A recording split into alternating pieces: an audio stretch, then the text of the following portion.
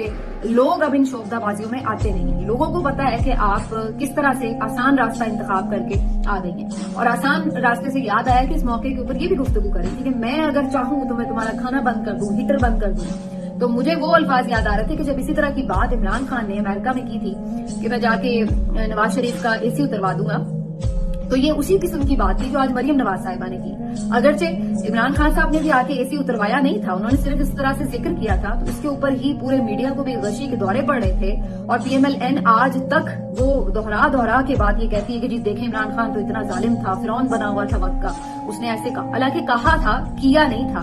इसका मतलब है कि एसी दस्तयाब था।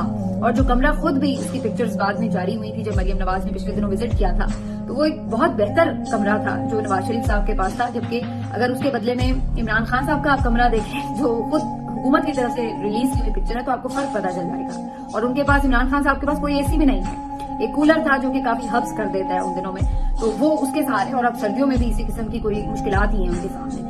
तो ये आज ये इस तरह की बातें करी कि जी अगर मैं चाहूं तो ये कर दूं, वो कर दूं।